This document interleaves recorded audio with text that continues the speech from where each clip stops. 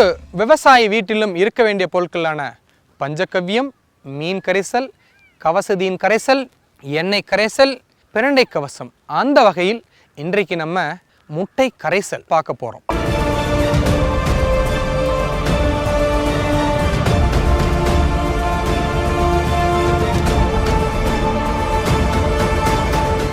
இது என்ன முட்டை கரைசல்? முட்டையை அப்படியே கரைச்சி விட்டால் முட்டை கரைசலா? கிடையவே கிடையாதுங்க. கோழி வைக்கக்கூடிய அந்த முட்டையில் மிக முக்கியமான பொருள் என்னென்னா முட்டை ஓடு. ஆனால் நம்ம இன்று வரைக்கும் முட்டை ஓடை பயன்படுத்தியிருக்குமா அப்படின்னு கேள்வி கேட்டால் கிடையவே கிடையாது. ஆனால் அந்த முட்டை ஓட்டில் தான் மிக சிறந்த நல்ல வலிமை கொடுக்கக்கூடிய, நோய் எதிர்ப்பு சக்தியை கொடுக்கக்கூடிய, மனிதனுக்கு எலும்பு வளர்ச்சி, பல் வளர்ச்சி மற்றும் உறுதியான உடல் அமைப்பை கொடுக்கக்கூடியது இந்த கால்சியம் சத்துங்க. அதே போல் பயிர் சாகுபடியிலும் நல்ல நோய் எதிர்ப்பு சக்தியும் பூச்சி எதிர்ப்பு சக்தியும் நல்ல திடமான ஒரு பயிர் இலை கொடுக்கறது எது அப்படின்னா கால்சியம் சத்துங்க. இந்த கால்சியம் சத்து நம்ம அந்த முட்டை ஓட்டில் நிறையா இருக்குது. அதை கரைச்சி அது கூட முட்டையில் இருக்கக்கூடிய புரோட்டீனை கரைத்து பயிருக்கு கொடுக்கும் பொழுது நல்ல நுண்ணூட்ட கரைசல் கிடைக்குங்க. அது மட்டும் இல்லாமல் நல்ல நோய் எதிர்ப்பு சக்தி கூடும். முட்டை கரைசல் தயாரிக்க போகிறோம். இதை முட்டை கரைசல்னு சொல்லலாம், முட்டை ரசம் அப்படின்னு சொல்லலாம். முதல்ல இது போல் ஒரு சின்ன பாட்டிலில், பிளாஸ்டிக் பாட்டிலாக இருக்கலாம், கண்ணாடி பாட்டிலாக இருக்கலாம், ஆனால் நல்ல மூடியுடைய பாட்டிலாக இருக்க வேண்டும். இந்த பாட்டிலில் ஒரு 5 முட்டையை எடுத்து உள்ளே ஒன்று ஒன்றா வைக்க போகிறோம். இந்த பாட்டிலுக்குள்ளே முட்டையை அடுக்கி வச்சிடுறோம். அதுக்கடுத்து ஒரு முட்டைக்கு 50 கிராம் அப்படிங்கிற அளவில் நம்ம என்ன பண்ண போகிறோம் அப்படின்னா நாட்டு சர்க்கரையை எடுத்துக்கணும். அப்போ 5 முட்டை வைக்கிறோம். அதனால் 5 முட்டைக்கு 250 கிராம் நாட்டு சர்க்கரை அதில் நம்ம போட போகிறோம். இந்த நாட்டு சர்க்கரை ரசாயனம் கலவாத நாட்டு சர்க்கரையாக இருக்கணும், நல்லா தூளாக இருக்கணும்.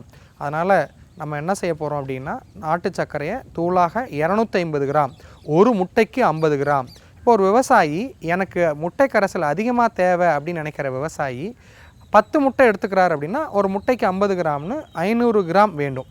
இப்போ நம்ம முட்டையை வச்சுட்டோம், அதுக்கடுத்து நாட்டு சர்க்கரையை வச்சுட்டோம். அதுக்கடுத்து இப்போ எலுமிச்சம்பழம். இந்த எலுமிச்சம்பழத்தை அரிஞ்சு அதில் இருக்கக்கூடிய சாறை நம்ம இதில் புழிஞ்சு விடணும். இந்த முட்டை கரைசலுக்கு நம்ம எலுமிச்சை சாறை மட்டும்தான் பயன்படுத்தணும். தண்ணி ஊற்றிடக்கூடாது. தண்ணி ஊற்றுனா இந்த முட்டை ஓடு கரையாது. அதனால் இந்த எலுமிச்சை சாறை இதில் ஊற்றுறோம். இது எவ்வளவு எலுமிச்சை சாறு வேணும் அப்படின்னா அது முழுகிற அளவுக்கு. அதனால தான் எப்பயுமே சின்ன பாட்டிலாக எடுத்துக்கிட்டால் இது வேகமாக கரையும். இப்படி இந்த எலுமிச்சை சாறை அதை முழுகிற அளவுக்கு நம்ம கொடுக்கணும். இப்படி இதை தயாரித்ததில் நம்ம என்ன செய்யணும் அப்படின்னா நல்லா மூடி வச்சிடணும். இப்போவே கலக்கக்கூடாது. அப்படியே நம்ம முட்டையை வச்சுருக்கோம், அதுக்கப்புறம் நாட்டு சர்க்கரை போட்டிருக்கோம், அதன் பிறகு எலுமிச்சை சாறை மட்டும் கொடுத்துருக்கோம். நல்லா டைட்டாக காற்று புகாதவாறு மூடிக்கணும். அதுக்கப்புறம் இதை அப்படியே 1 வாரம் வச்சுருக்கணும். இப்படி நம்ம தயாரித்த இந்த பாட்டிலை 1 வாரத்திற்கு பிறகு திறந்து பார்த்தா முட்டை நல்லா உப்பி இருக்கும். முட்டை ஓடு கரைஞ்சிருக்க அளவுக்கு நல்லா உப்பி இருக்கும். உங்களுக்கு ஆச்சரியத்தை கொடுக்கக்கூடிய அளவுக்கு அந்த முட்டை ஓடு கரைஞ்சிருக்கும். இது வரைக்கும் நம்ம இந்த முட்டை ஓடு கரைஞ்சதை பார்த்துருக்க மாட்டோம். இந்த எலுமிச்சை சாருக்கு அவ்வளோ பெரிய மகத்துவமான ஒரு சக்தி உண்டு.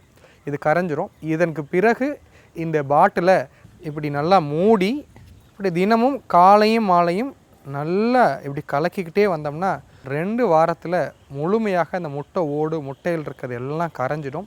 இந்த கரைசலை எடுத்து நம்ம பயிர் பாதுகாப்புக்கு பயன்படுத்திக்கலாம். நான் சொன்னது போலவே நுண்ணூட்ட சத்துக்கள் இருக்குது, நோய் எதிர்ப்பு சக்தியும் இருக்குது. அதனால் இதை எல்லா பயிர்களுக்கும் பயன்படுத்தலாம்.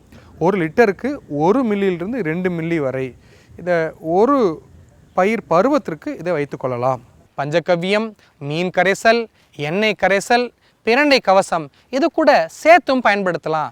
இந்த முட்டை கரைசலை பயன்படுத்துறது மூலமா பயிரில் ஏற்படக்கூடிய நுண்ணூட்டச்சத்து குறைபாடையும் ஓரளவுக்கு சரி பண்ணலாம். பயிருக்கு நோய் எதிர்ப்பு சக்தியும் நம்ம உண்டு பண்ணலாம். பூச்சி கட்டுப்பாடையும் கொண்டு வரலாம். ஒவ்வொரு முறை தெளிக்கும் பொழுதும் முட்டை கரைசல் 1 லிட்டர் தண்ணிக்கு 1 மில்லியிலிருந்து 2 மில்லி அந்த அளவுக்கு நம்ம சேர்த்து பயன்படுத்தலாம். அடுத்து ஒரு கேள்வி வைக்கலாம். அதாவது முட்டை கரைசலை எவ்வளவு நாளைக்கு வச்சுருக்கலாம் அப்படிங்கிற ஒரு கேள்வி வைக்கலாம். அதாவது 1 ஆண்டு கூட இந்த முட்டை கரைசலை வச்சுருக்கலாங்க.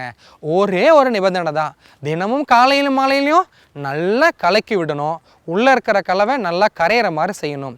அதனால் முட்டை கரைசலை நம்ம எவ்வளோ நாள் வேணாலும் பயன்படுத்திக்கலாம். ஆனால் ஒரு சிறந்த பரிந்துரை என்ன அப்படின்னா, ஒரு பருவத்திற்கு ஒரு முறை தயாரிக்கணும் அப்படின்னு வச்சுக்கோங்க. இந்த பருவம் நெல் சாகுபடி அப்படின்னா சம்பா பருவத்திற்கு ஒரு முறை, அல்லது குறுவை சாகுபடிக்கு ஒரு முறை, காய்கறினா ஒரு காய்கறி சாகுபடிக்கு ஒரு முறை அப்படின்னு ஒரு பருவத்திற்கு இந்த முட்டை கரைசலை வைத்துக்கொள்ளலாம். இதை தயாரித்து நீங்கள் கண்டிப்பாக பயிருக்கு கொடுப்பதன் மூலியமாக நல்ல நுண்ணூட்டச்சத்து கிடைக்கும், பயிரில் அதிக மகசூல் கிடைக்கும், நல்ல பூ பூக்கும். இது எல்லாம் கிடைக்கிறதுக்கு மிக உதவிகரமாக இருக்குங்க முட்டை கரைசல்.